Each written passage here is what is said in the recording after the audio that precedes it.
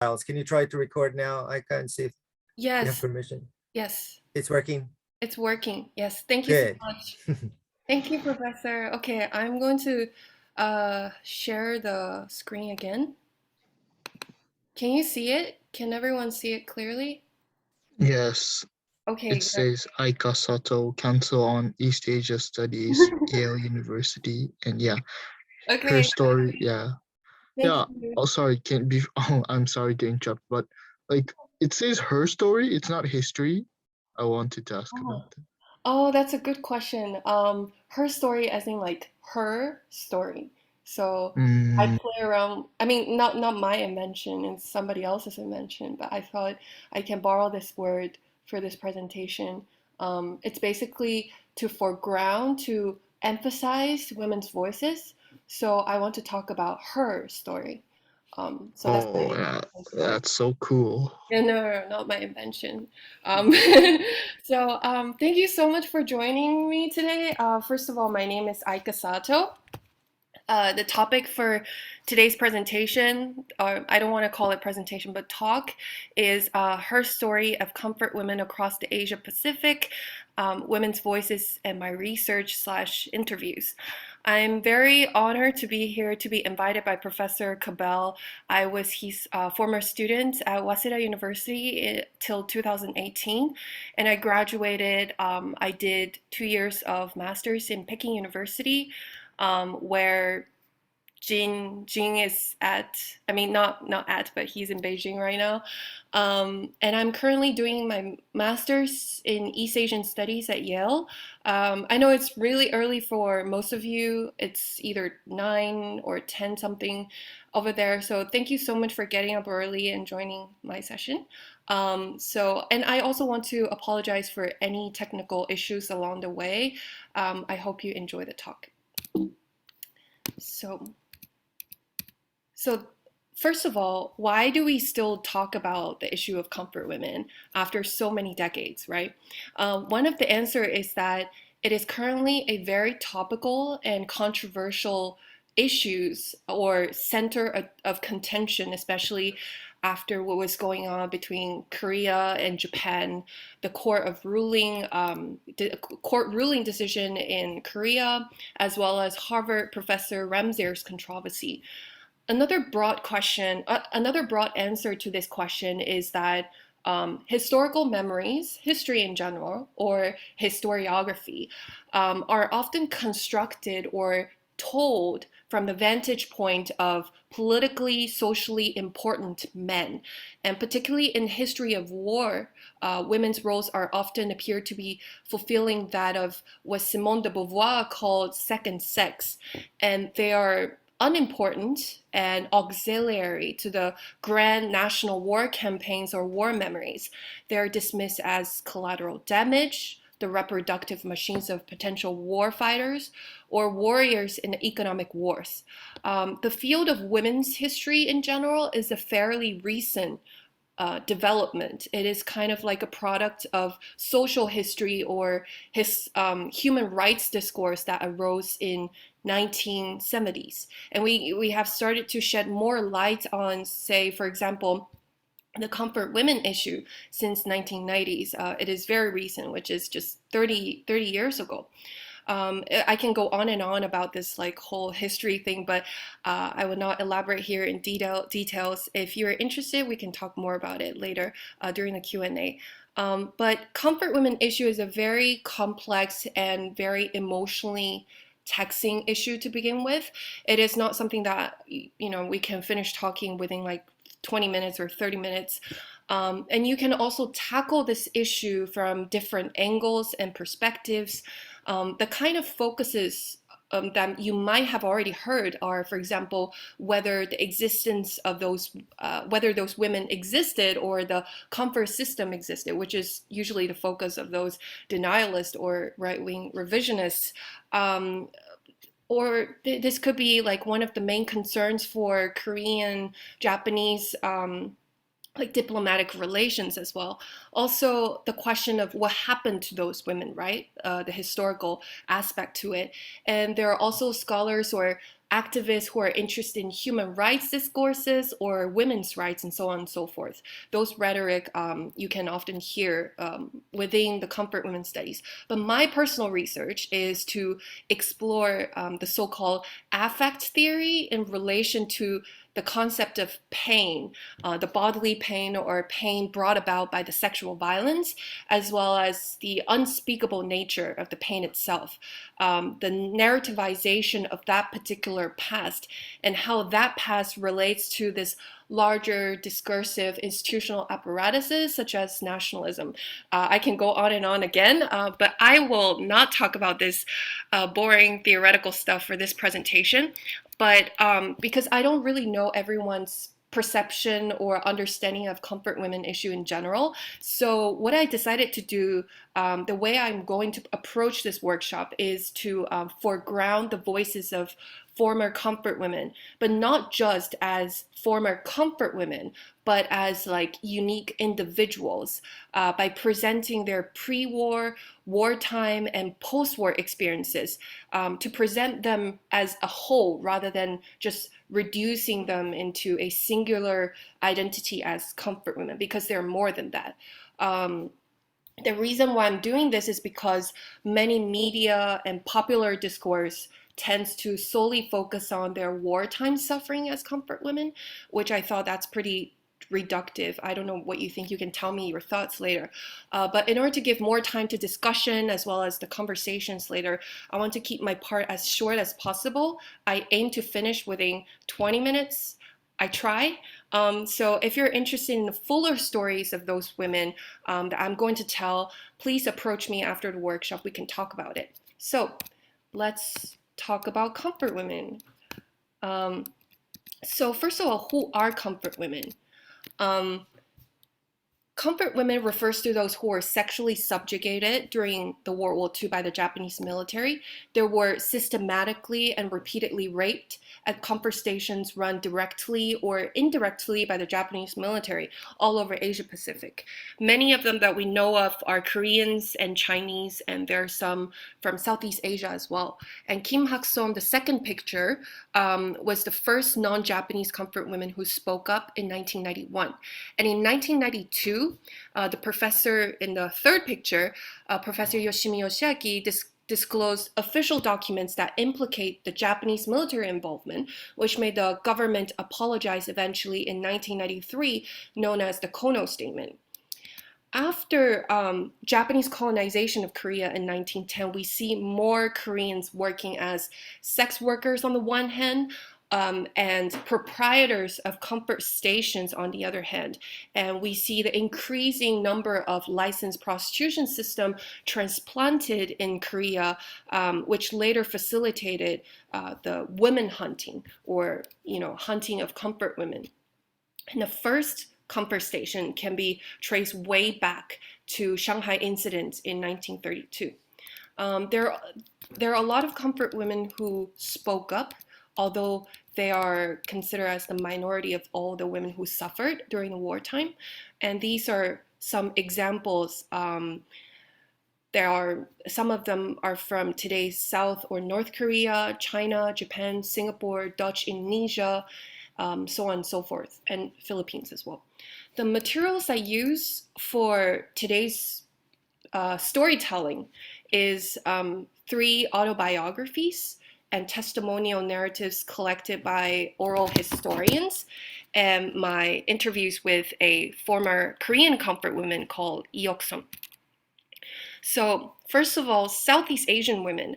There are some narratives recounted by women from Southeast Asian region, including these 3 that I'm showing you here. They are Maria Rosa Henson, Jen O'Hearn, and Lim Chu-mei, respectively. Before the war, O'Hearn, who is in the middle, she's from a privileged family in a Dutch colonial Indonesia. She aspired to become a nun, and she worked really hard for it in school. Henson, she aspired to become a doctor. She's the girl from Philippines. She wanted to become a doctor, and she worked really hard, and she's a very outgoing, diligent woman in school, but she went through a very tough time because she was an illegitimate child. On the other hand, Lim, the girl from Singapore, she also had a really tough childhood. She was sold to Singapore as a slave girl from China at the age of 8. Sorry, I'll go back. During the wartime, all of their selfhoods were sexually subjugated. O'Hearn was recruited as comfort woman for 3 months, and Henson 9 months, both sexually assaulted and tortured.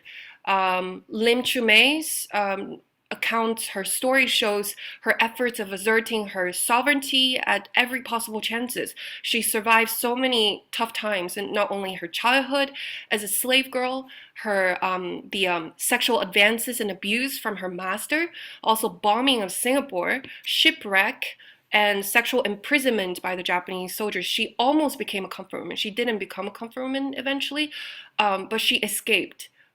She wrote a book called I think Silver, sorry, the name eluded me, but Silver something. But you can just Google Silver something and then put her name in the Google, and the book title will pop up. It's a very interesting book, very easy read, but at the same time very emotionally draining to read as well.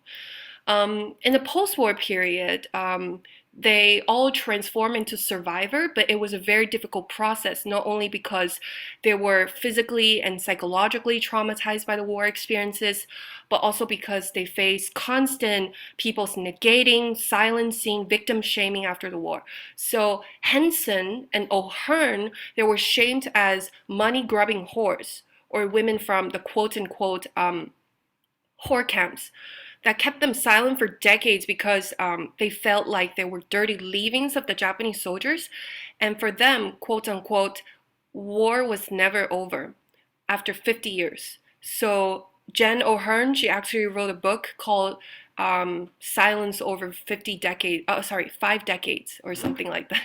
Sorry, for some reason, name just eluded me, the book title.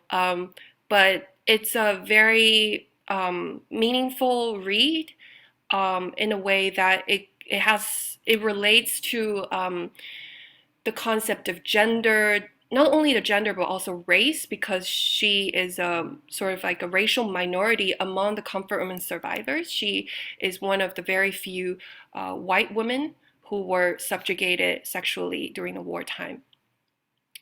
On the other hand, Lim, as I said, she did not write much about her post-war experiences as well as comfort women experiences because she was not one. But a lot of media and public records in Singapore actually show the prevalent societal apathy in post-war Singaporean society towards those fallen women, that was actually silencing those women to the extent that nowadays not that many Singaporean public outlets or education talk about this part of the history. So it's sort of like that kind of legacy. We can talk more about it if anyone is interested. The next group of women are from South Korea and China. Majority of the comfort women are actually from China and Korea. They tend to be in prison way longer than, say, those who were from Southeast Asia. Most of the Chinese and Korean comfort women before the war, they grew up in a very poor family that were often targeted by the human traffickers. For example, Wan Aihua, she became a child bride after she was sold to a human trafficker. Despite many of those women aspired to become modern women, like, for example, work in the city as modernization ushered in or brought by the Japanese colonization or occupation, most of them were not allowed to do so, not allowed to, work in the city, or study in the school as they want because of the patriarchal practices that is prevalent in the society at the time. So it was in the sense that they were rather expected to play traditionally assigned gender roles. For example, Moon Pyo-gi, which is a Korean woman, I didn't put her here, but she was asked to take care of her brothers and sisters because she was the eldest daughter and she was the only daughter. She was eager to learn and she wants to go to school. And so she tried to sneak into a classroom without her father's permission. When she was found out by her father, she was dragged out of the classroom by the father. He burned all of her books and beat her and threw her out of the house. Later on, her aspiration for education and for working was exploited by a Korean mediator who sold her into the comfort stations, who was trying to give her a false job offer. And during the wartime, the brutal mobilization and rapes were often used. For example, Wan Aihua was gang raped for days before being put into the comfort stations.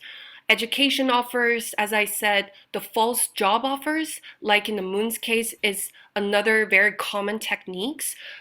One thing to note is that many of the procurers or proprietors were actually Chinese and Koreans. The transnational trafficking of comfort women under the Japanese colonization or occupation would not be entirely possible without the help of the local patriarchal practices. But with that said, it is important to note that this kind of practices would not be possible if there's no Japanese colonization at the time. So those patriarchal practices ultimately is in the service to the Japanese colonial framework. I think it's important to bear that in mind, even though the patriarchy facilitates and accelerates that. At the comfort station, life was extremely awful. Iok-son, the woman on the top, who's holding the photo, she was a woman that I interviewed. She told me that she thought of killing herself because it was unbearable. She saw so many women died of different causes like pregnancy and STDs and etc., and were roughly disposed by the military afterwards.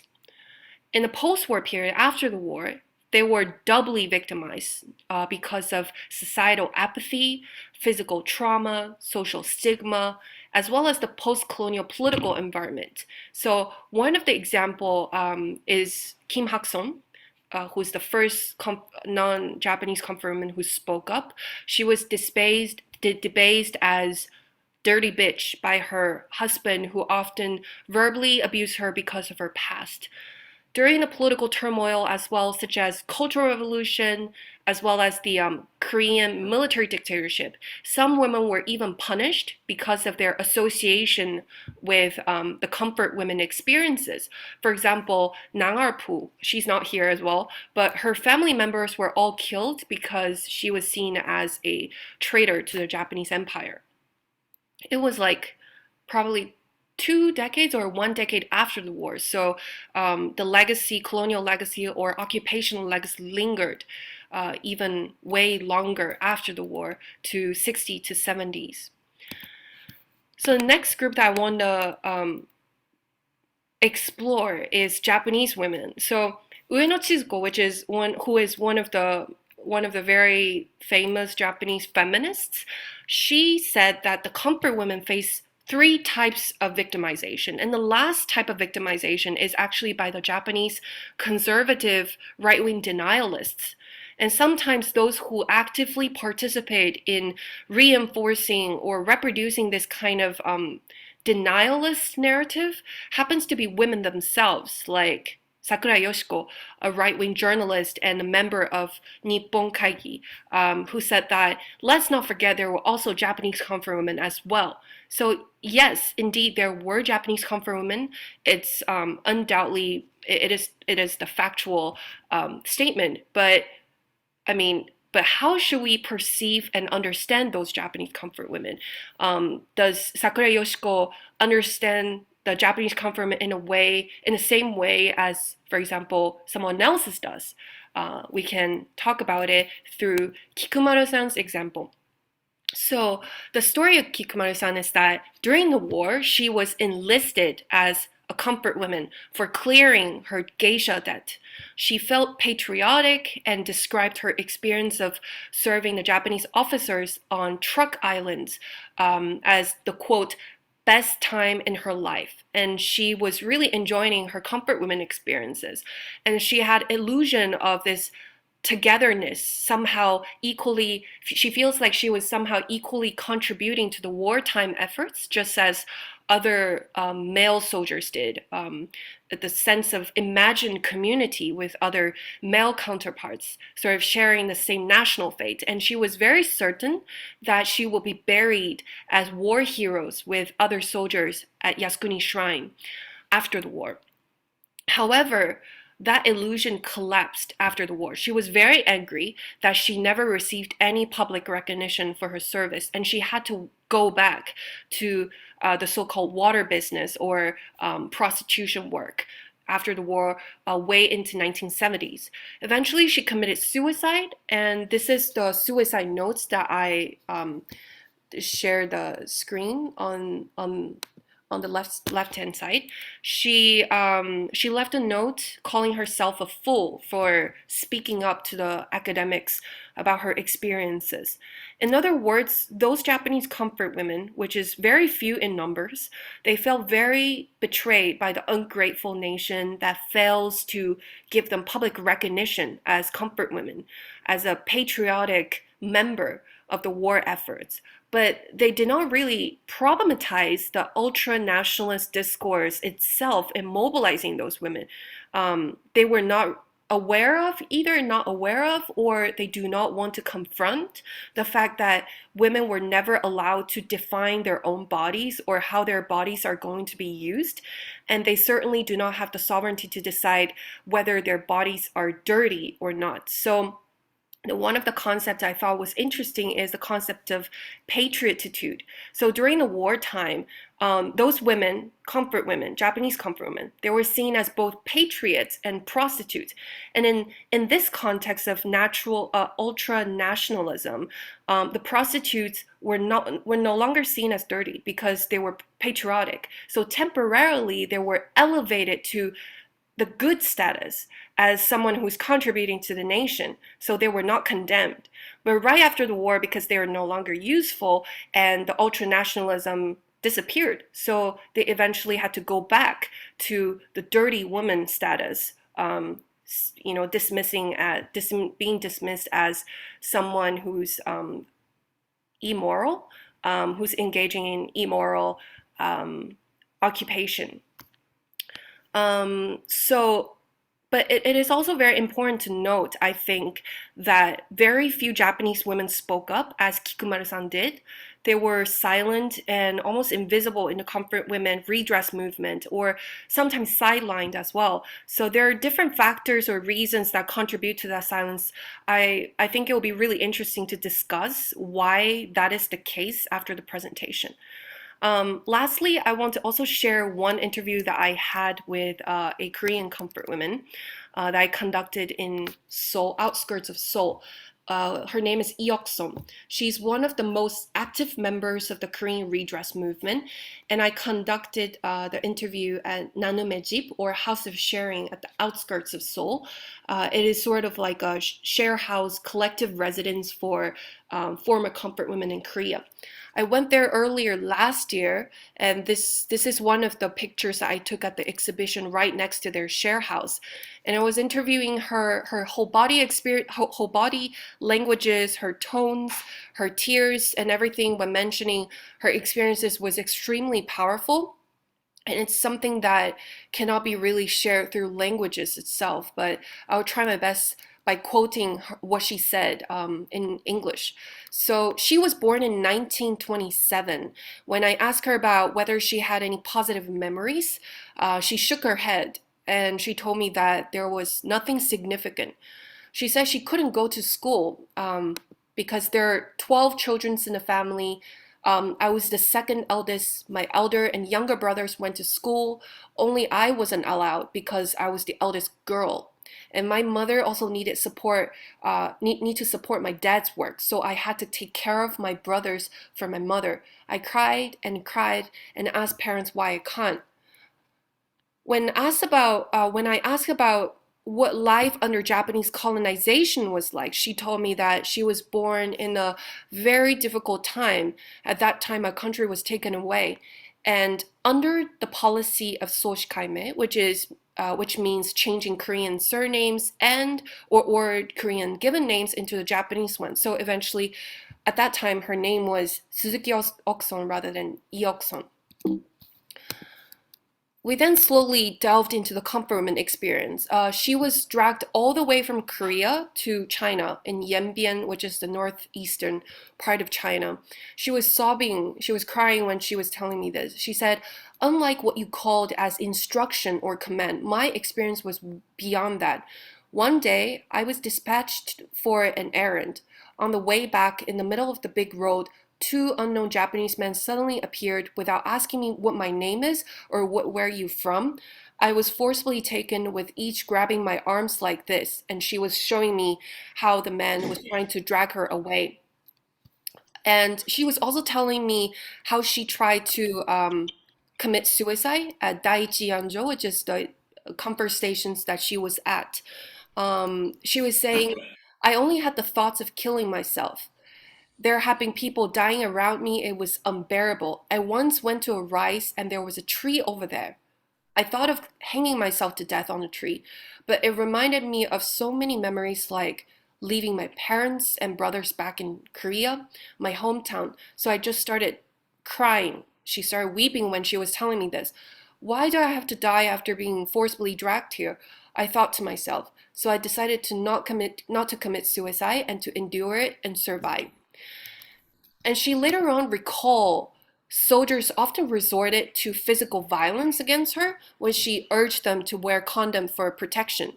So she was saying that whenever she's trying to ask them to wear condom, the soldiers will just beat them. And she looked a little evasive when we were trying to talk about STDs, and she didn't really go into the details. Rather, she was talking about the payment system or gunpyo military ticket system instead. So she was trying to explain how this whole system works. So according to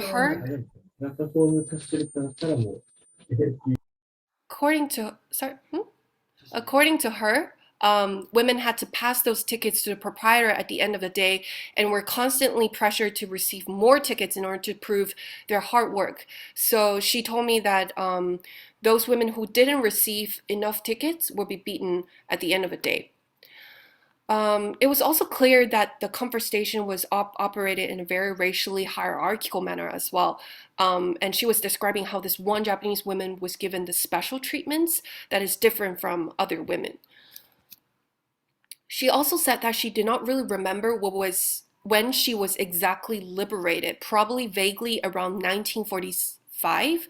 But she said, I will never forget the day that I was captured, that is July 29th, 1942. So we can infer that she was imprisoned for about 3 years in the comfort stations in Yanbian, China.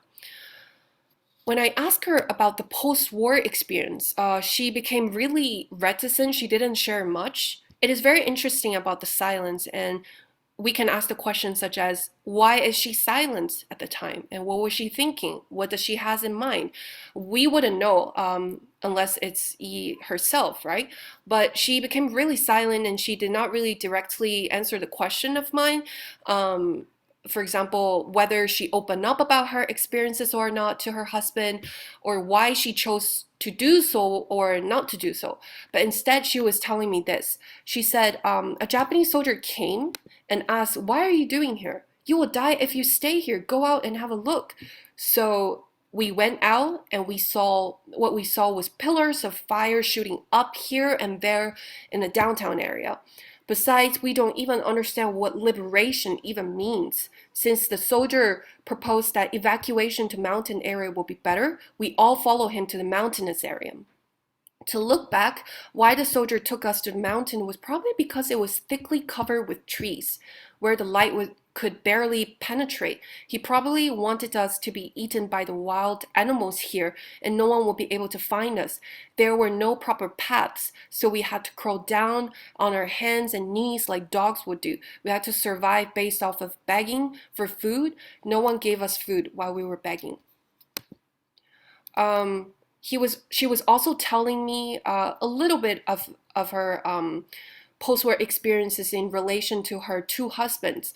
She said, I went back to the mountain village, and got to know a man, my first husband there, an ethnic Korean in China. I married twice. The second husband eventually knew because my body couldn't bear children, and the rumor spread too. he was fine because he already had 2 children and just needed someone to raise his children.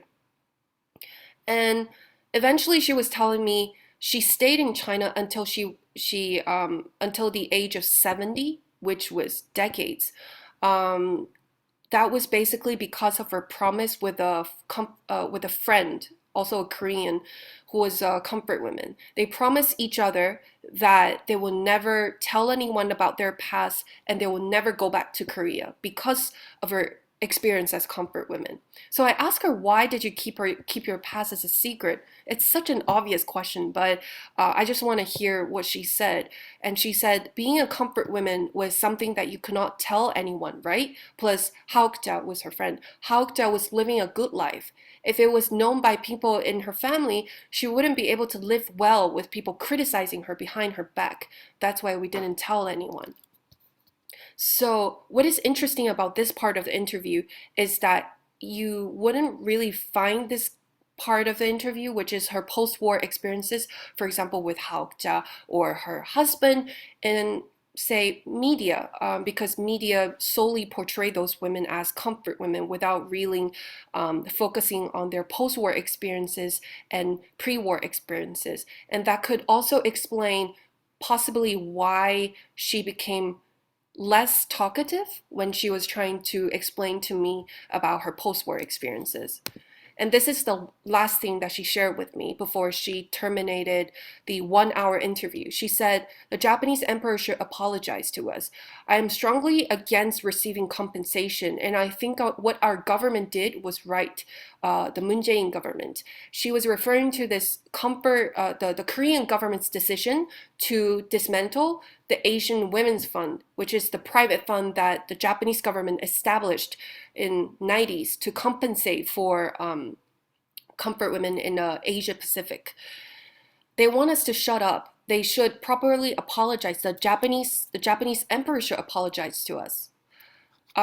It's interesting, and I would love to hear what you think about this. I didn't really ask because she looked really tired at this point when she was telling me this, and she just went back to sleep. And it's very understandable because it's a reliving of the past experiences for her. It's very emotionally taxing by just reproducing verbally about what she experienced, right? So we can probably talk about this if you're interested in this part. So this concludes my whole talk, my sharing or storytelling in general. I think it's a very difficult topic to talk about, and not only for me as a student who's interested in this topic, but also for comfort women who are trying to let the world know what happened to them, and try to reproduce what happened to them, not only to the media, but also interested academia.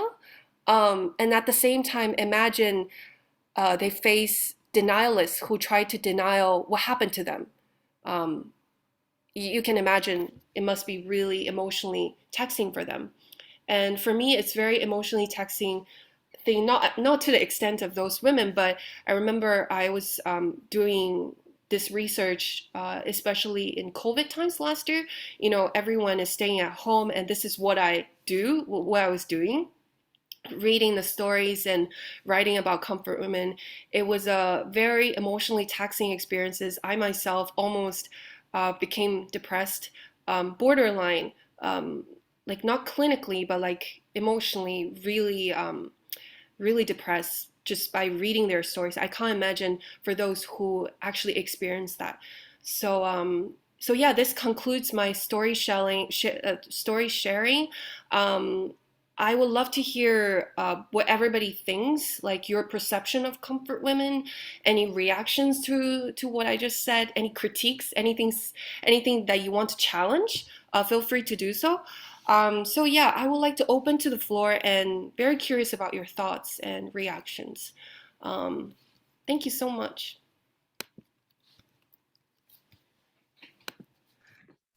Do you have any questions or anything that you want to share? Okay, then can I ask maybe? Yeah, of course. So, okay, think about how you feel about Korea. I think Japan should apologize or not. I think Japan should apologize. Like, the reason is like Japan tried to solve this problem just by giving money, and then they didn't apologize or anything. And what they said is that so those who worked as comfort women said they wanted to work. And I think that's kind of wrong. Like maybe they said they wanted to work, but you can see that if it's a colony, like they have to say by from themselves. No one can actually say I don't want to work if they were suggested to work. And so I think that what Japan said is kind of wrong. Like maybe they said they wanted to work, but they were kind of forced to work. So I think Japan should definitely apologize. Like one thing I wanted to ask you is like, so we're so you were talking about how those who worked as comfort women like couldn't get any education. Like were those people like then were other women able to go to schools? That's one point. And another point is like you talked about how other countries, people from other countries worked as comfort women too. Like, doesn't the other countries want money from Japan too? These are two questions I want to ask. Yeah. Thank you so much for your question. It's both of the questions are really good questions. As for the first question regarding the education, based on what I learned, what I read about the Chinese comfort women and Korean comfort women, most of them, the great majority of them, did not have the chance to go to proceed to the education because, as I said, because of the patriarchal practices. But not all the women, because I remember there are very few examples though.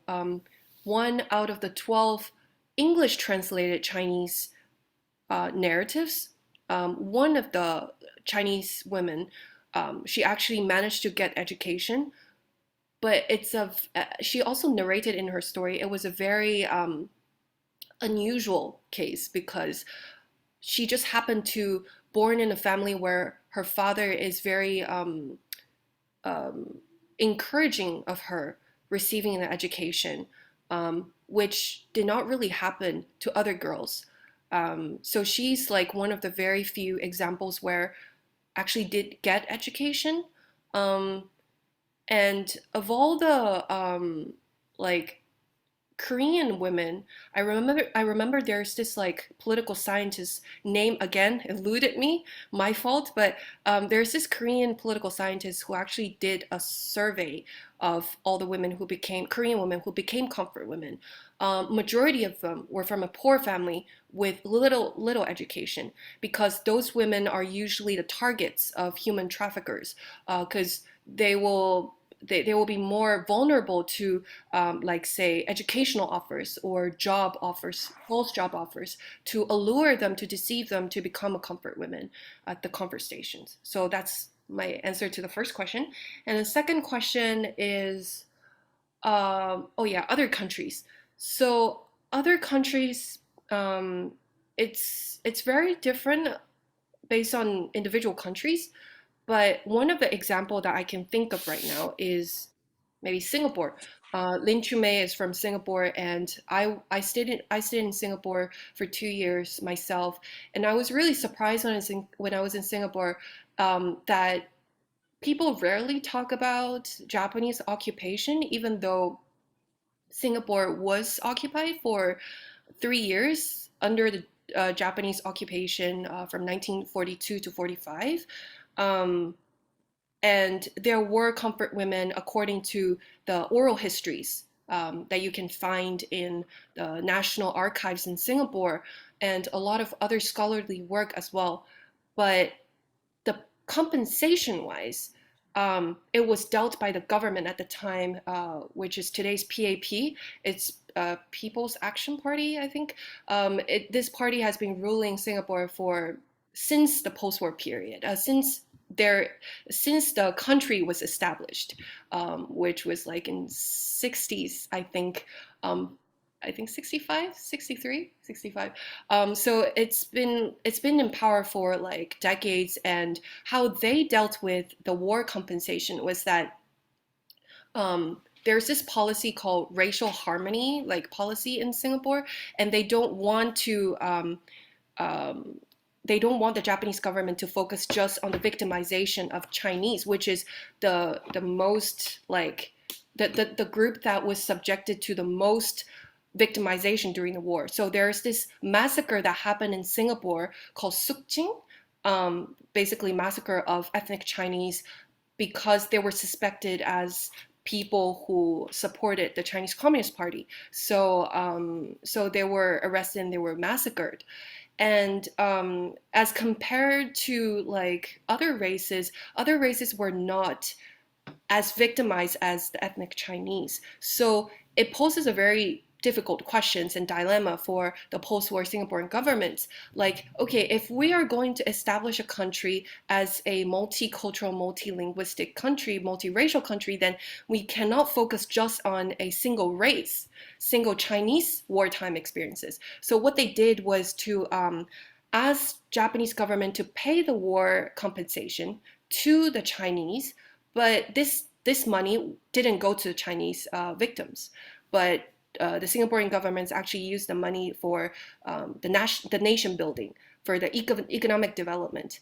And at the same time, the Singaporean government tried to shut up the Chinese victims at the time who were trying to voice out their war experiences and ask for more compensation, actually ask for compensation because they didn't get any compensation, right? So the Singaporean government, in order to receive like better, not receive, like in order to establish a better economic relationship with Japan, they did not really push the issue further because they're prioritizing the nation building and economic development and modernization at the time, which is their primary concern, rather than dealing with the past. So there was, and there still is a form of historical amnesia in Singapore, but slightly different from other Southeast Asian countries. So it's complicated, but I would say not as much to the extent as other countries like Korea.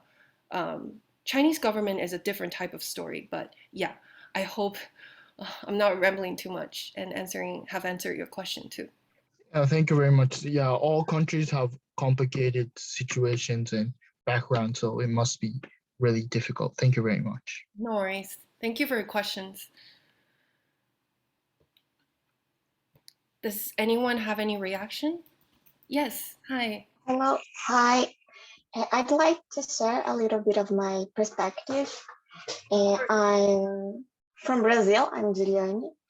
And honestly, here we don't know much. We actually don't know anything at all about Asia history and comfort women history. So right now I'm a little bit shaken. I learned a lot and I kept thinking, like, here in Brazil, we have a lot of problems involving women, such as domestic violence and sexual violence.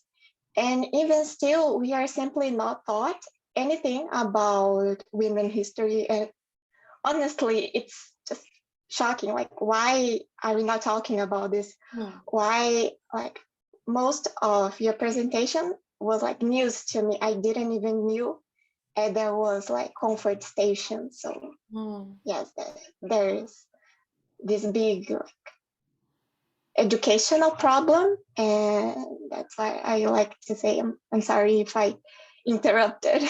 Oh no, not at all. I'm very happy and humbled here to hear what you think and your sharing of perception and perspective on the lack of discussion of women's history in, say, Brazil or South America. I do not know. I would say I don't know anything about like women's history in South America, but I'm partially sure that, and I can imagine how that kind of discussion is absent in many different places. And yeah, I'm very happy to hear that. Thank you so much for sharing. Is there any other questions or concerns or any like criticisms? How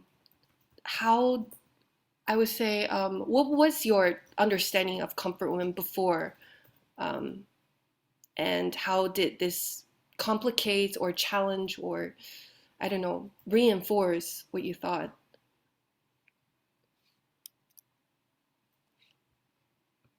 Maybe let's, if a comfort women is, if the comfort women history is a very far away kind of thing, how about we, oh, Wilbert, um, why and became, what? Okay, Wilbert's question, I'm wondering about why and when comfort women became not taboo to talk about, not a taboo to talk about. Um, okay, so I think it's a interesting question because I think it depends on in what context you're talking about. If it is in Japan, I don't know everyone's feeling, but my feeling is that whenever I start to talk about comfort women, I feel uncomfortable because even media is very cautious with the topic as well, especially since Asahi's controversy on Yoshida's case, right?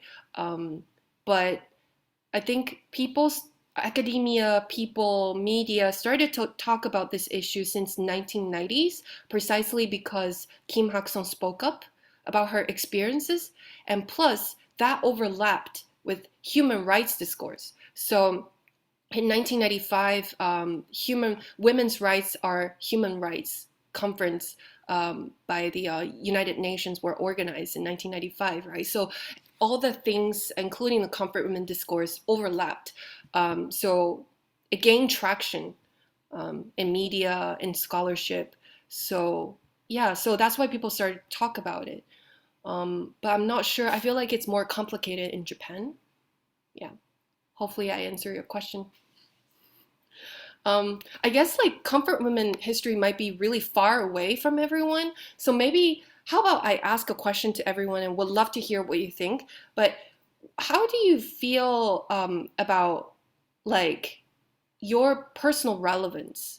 Do you think is there any similarities between you and comfort women? Like not by focusing just on comfort women's wartime experiences, just as a woman, like anything that you learn from their experiences or anything you think, oh, there's still some similarities in terms of, say, for example, for myself, I think the gendered inequality or oppression still exists, but just in different forms. And um, and yeah, so I'm just curious about like what everyone here thinks. Is there any lesson that you learned from the comfort and experiences for your personal life, and anything that you want to share about your personal life? I would love to hear what you think. If you're not comfortable talking, you can just type in the chat, just like Wilbert did as well. Well, if it's okay if it's not really my personal experience, but like here in Brazil, as I was saying, we have a really bad problem of domestic violence.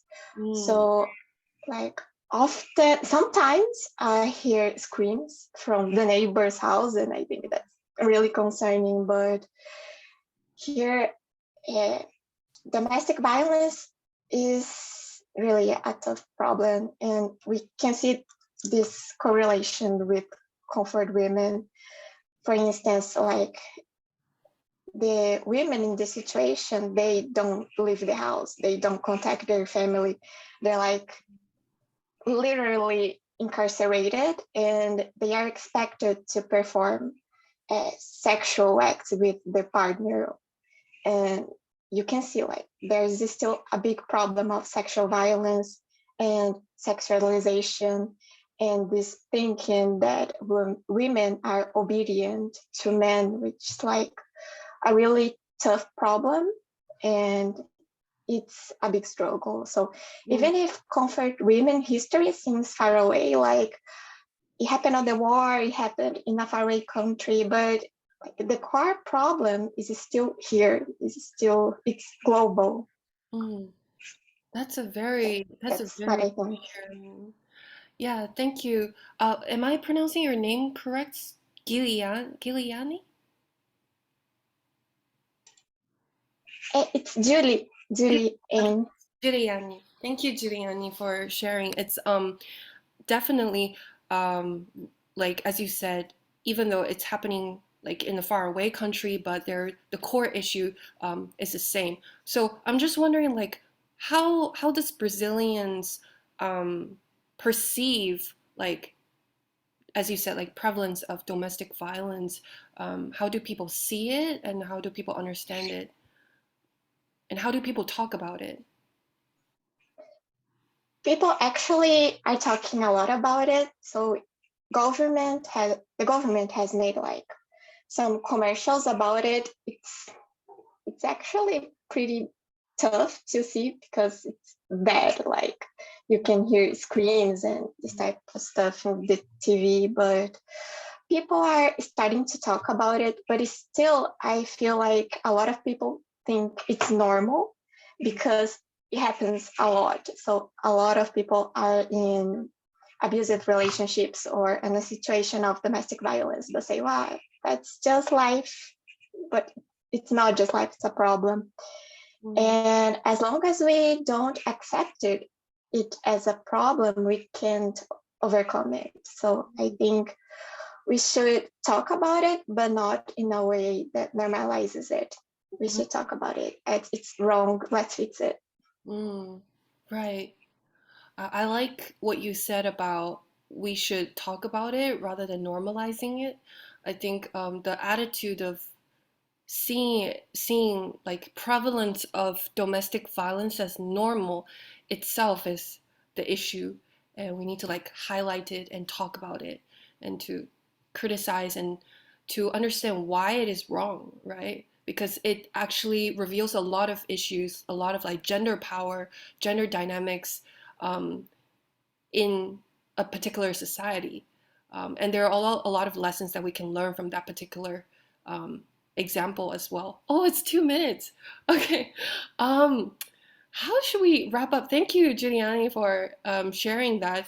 I didn't know the time is almost up, but I just want to say thank you so much for listening to my presentation. I really enjoy interacting, although it's a very short period of time, but interacting with y'all. And I learn about different things. For example, in the Brazilian case, I don't know anything about it, but I really learn a lot. And if you have any questions, Cabell Sensei has my contact. Feel free to, like, you know, shoot me a message or email and we can discuss. I have nothing to teach, but we can talk about it and discuss the topic that you're interested in, especially sexual violence and gender issue. That's something that I'm into. So thank you so much for joining me today. Perhaps, yeah, we have a few more seconds, but have a great rest of the day in Japan or in China. I'm gonna go to sleep. I mean, not that quickly, but dinner and then sleep. So yeah, thank you so much, guys, and have a Thank you wonderful very day. much. It was a really good, like, I shouldn't say such a thing from upper, but we had a great time. Thank you so much. Thank you. Bye, guys. Thank you. Bye. You leave in meeting. Wait. Hi, Professor Covell. Hello, how was the session? It was great. I was It was really good. really I learned a lot from the friends, and the question was really interesting from the friends, and also the perception, like something new that I've never learned. I didn't know. Well, thank you so much, Aika. I'm sorry. I'm looking forward to seeing the recording.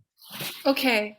Yeah, I really wanted to join, but I have to do the logistic stuff. No worries at all. Thank you for having me. Well, that's wonderful for you to join and guide your kohai. Oh no, not at all. No, no, no. Okay. Okay, Thank you. uh, I'm just gonna leave this session. thank you, Thank Aika. you. Thank you. Thank you, Professor. Take care. Take care, everyone. Bye. Thank you. Bye.